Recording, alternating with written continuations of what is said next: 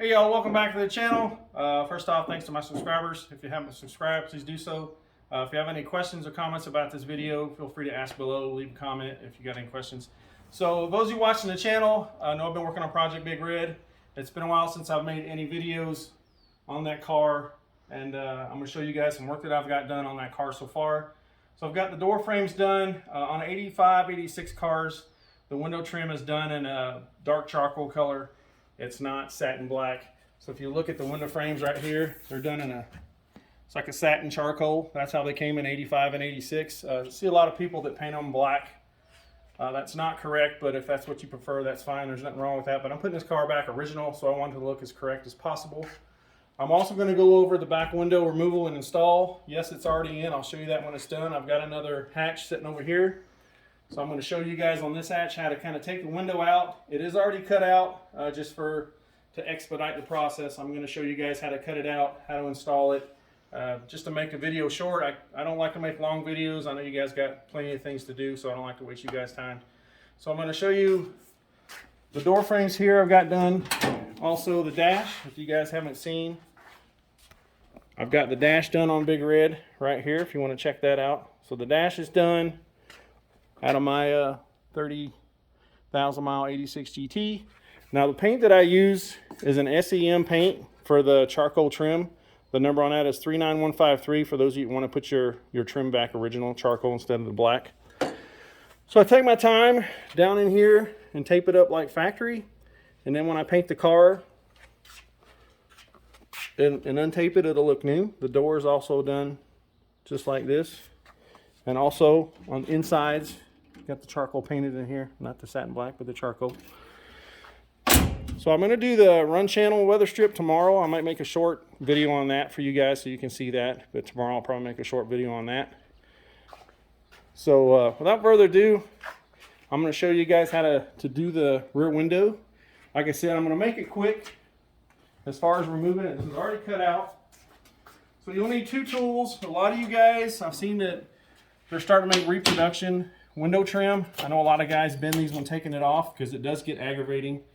So the best trick that I found, let me grab this other window trim out of the back of the car so we can get a better angle on it. So this is the best way to do it. If you see the retaining clip right here, in a perfect world, you're supposed to get up and pop them like this, get behind them with the tool. But what I found works is just get in between the molding and kind of push it down and it'll pop out. Kind of like this. You just kind of get up in there and you get in between that and the molding and you just pop them out one at a time. You will probably have to pull up on the molding a little bit like this to get under it with the tool to get the molding off. And as far as putting it back in, it's as easy as just kind of hitting with your hand. Just be careful when you're putting it back in, you don't want to bend it. So those I've taken off, you can see I didn't bend them at all. They came off perfectly straight. The bottom one is in the back of the car. So on Project Big Red, I had to change the back window. This is the original window out of Big Red. You can't really see it, but it had a window louver since the car was new. And the glass is in really bad shape. Now this glass is dirty. It's been in the backyard. I've weeded it back there a few times. But you can see the scratches from here to here. It's pretty long. You see the rear window louver retainers that was on the glass. So those of you looking for a rear louver, I may or may not get rid of it. It's a Ford racing louver. It's old school. It was put on this car, I think, in 86. So if you guys are looking for a rear louver, I got one. I may or may not put it back on the car. I haven't decided yet. So that's it for getting the window trim off. Now to cut the window out, you're going to need this window cutter. Now if your back window's been replaced and they've replaced it with the good urethane that they use in these late model cars, the best way to get it out is call Safe Light or somebody like that and have them come cut it out. They have a special tool. You can use this tool to cut it out, but I'll tell you, it's a bear to get it out with this tool. Now, if your window's original like this one was, it's got the old Butyl urethane strip that just, it's really simple to cut out. So when I normally cut them out, you'll want to I try to start in a corner or somewhere where there's a big gap to get the tool in there. You're going to put it in, you're going to cut it in between the window and the butyl, and then I normally angle it, try to keep it straight or angle it down. You don't want to angle it up and cut against the glass, especially down here where the rear defrost is at, because you'll cut it off. This is just an aluminum strip that runs from here to here, and if you angle it up down here in this position, say I'm pulling this way and I'm angled it up, I'm going to cut the rear defrost in half and then rip it off down here where the tabs are at. The best way to do it is try to keep it straight and angle it down, but try to keep the cutter as close to the glass as you can in between that factory butyl. That's what you want to do, and then cut it. Once you get it cut all the way around, it's super simple to just lift the glass out. Normally, if you got two people, it's easier. I do it myself now. I just had my wife help me set the one in Project Big Red once I had it set in. So once you get it cut out, you see how this little strip just fell right out? You're going to want to, these will stretch back out. Just set them in the sun and let them get really hot. They will stretch back out over time. Or when they're hot, they'll stretch. And that's what I do. I'll set them in the sun. I stretched the one in Project Big Red when it got really hot. I stretched it out and made it fit. It should get almost butt up to each other up here at the top when you stretch it. Normally there's about a 1/2 inch gap on every Fox that I've ever seen. But if you're replacing your window, you're going to want to let this sit in the sun, stretch it out, maybe get you and your wife or a buddy, and then stretch it out as best you can before you install it. So it'll fit all the way around, because over time in the sun they shrink and they start falling off here in the corner, or they start falling off here in the corner, and that's just something that's just not acceptable, you know, if you're doing a restoration. So once you get all that done, you get the window off. I'll normally set it over here on another rack. This is what I use to install it. I bought this from O'Reilly. Again, guys, none of my videos are sponsored yet. This is what I use for the window lace. It's the 3/8 by 15 inch 08612. I bought these from O'Reilly's last week. I let these sit out in the sun too and get really hot, because if these are old and they've been on a shelf for a while, they're not as sticky as they're supposed to be. I let this one sit out in the sun today. It got super hot. So once you get that done, you'll lay the butyl. You want to clean this up as best. Like I said, guys, I'm just expediting this kind of to show you how to put the window back in the car. I normally set it just like this. Normally the installers will put the flat side down. I always put the round side up.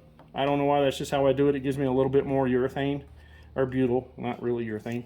So once you get that wrapped all the way around, you're ready to install your window. And if you walk over here, before I take my windows out, if you've seen those two little red setters, and I'll show you what I'm talking about over here. These two little red setters, there's one on each side right here, and the other one's over here in the same spot. So before I take my window out, I'll put tape on it and mark it. And you can do it, that's normally just to put it back in so your window's center. If you walk back over here and check this out, you just put some masking tape on there. Just mark it with a marker so you know where your window goes back in.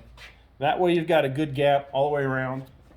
So once your butyl's in and you got your lace put back in, you know, it's normally easier with two people. I have installed them with one.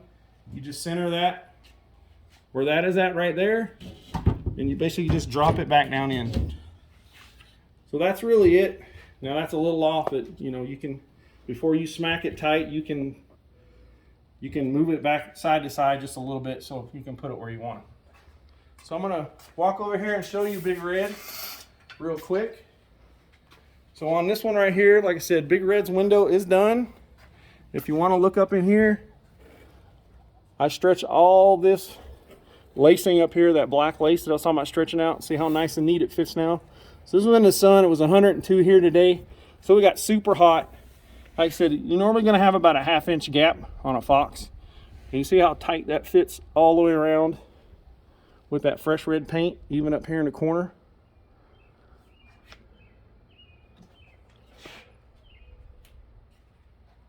So that's about all there is on that side. And then if you shut it, like I said, I got my hatch adjusted really well. Shut it like that. You see a little bit of butyl when you push it down. Let you know it's sealed up really well. We got good gap all the way around. Like I said, I did center it with the tape right here on my spacing blocks. And then you've got a good fit, good clean gap all the way around.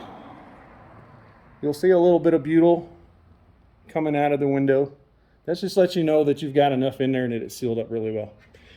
So guys, that's really about it for installing the back glass on these cars.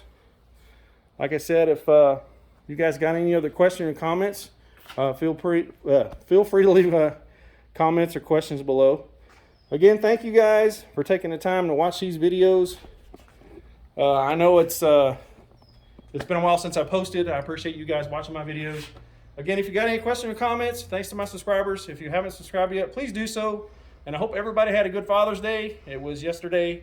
So again, thanks for the time, and you guys have a good evening.